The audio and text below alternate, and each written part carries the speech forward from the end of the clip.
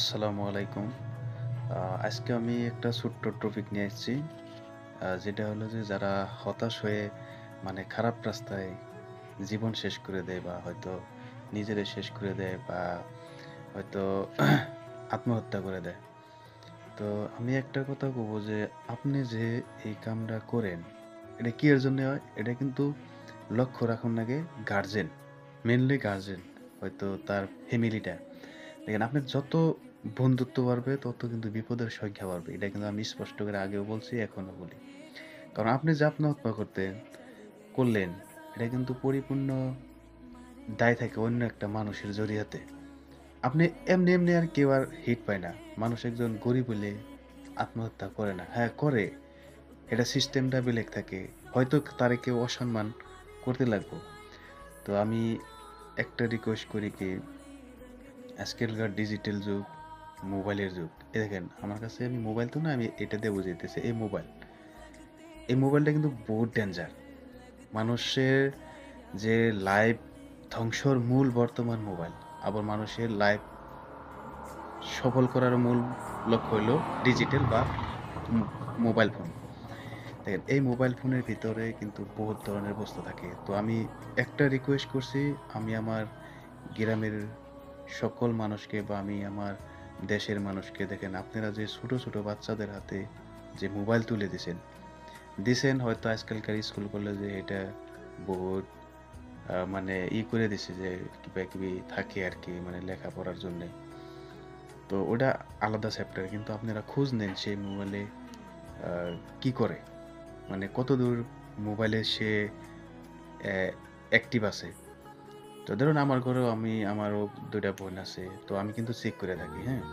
তো কি হয়, যখন এই মোবাইলটার মধ্যে যখন মানুষ একটা বহুত অ্যাক্টিভ হয়ে থাকে, মোবাইলটা তো মানুষের মনুষ্যত্ব বহুত নষ্ট করে দিছে।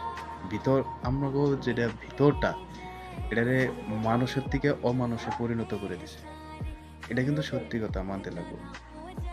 তো আপনারা যদি কেউ মোবাইল কোনো বাচ্চারে দিয়ে থাকেন, তো আপনারা খোঁজ নেন যে এই মোবাইলটা কি হিসেবে ব্যবহার করতেছে। হ্যাঁ, স্কুল কলেজে নিছে এটা বেলেগ। কিন্তু বাকি সে কোন কাজে লাগাইতেছে? কারণ হয়তো কোনো বন্ধুর সাথে সে চ্যাট করতেছে।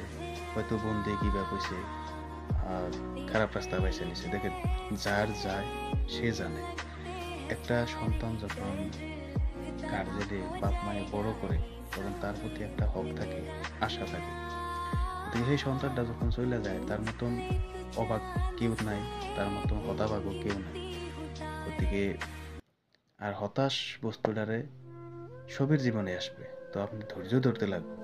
কারণ আল্লাহ ধৈর্যকারীর লগে বেশি থাকে। আল্লাহ নিজে কইছে, আমি ধৈর্যধারীর সাথে বেশি থাকি। সাপোজ ধরেন আপনারে কেউ একটা গালি দিল, আপনি বা আপনারে কেউ একটা মাইর দিল। সাপোজ ধরুন আপনাকে যেখানটায় হিট করছে, তো আপনি ইচ্ছা করলে সেই পরিমাণে হিট করতে পারবেন। এটা ইসলামে আছে। যদি না করে আপনি যদি সহ্য করতে পারেন বা আমি আর করব না। তাহলে আল্লাহ কইছে ওই বান্দা আমার জন্য পছন্দনীয় বা আমি ওর লগে থাকি বা ওর বিপদে আপদে আমারে পাইবো। আর আল্লাহ জানেন, আল্লাহ এত নিকটে, এই দিকে থেকে যেরকম এই দিকে এইখানটার ভিতরে আল্লাহ আছে।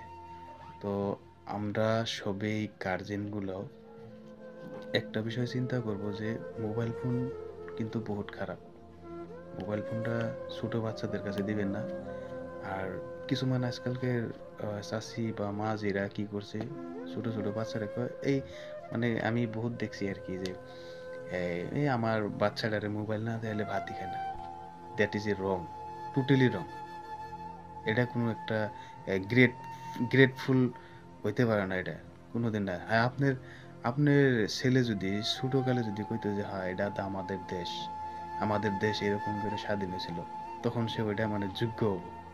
কিন্তু মোবাইল একটা এরকম একটা বস্তু, বহুত ক্ষতিকারক বস্তু কিন্তু মোবাইলটা। কারণ আজকালকার আমি একটা আ symptoms একটা কইতাছি যে মোবাইল কি আরে খারাপ?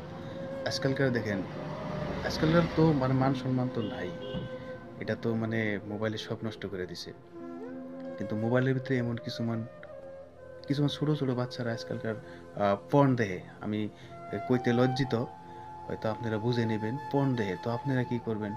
একটা সফটওয়্যার আছে ক্রোম বা গুগল, ওই ধরনের বস্তুগুলো আপনারা সার্চ করে দেখে থাকবেন যে মোবাইলটা ইউজ করে কি এর জন্যে। কেউ আমার খারাপ মাইন্ডে নিবেন না প্লিজ।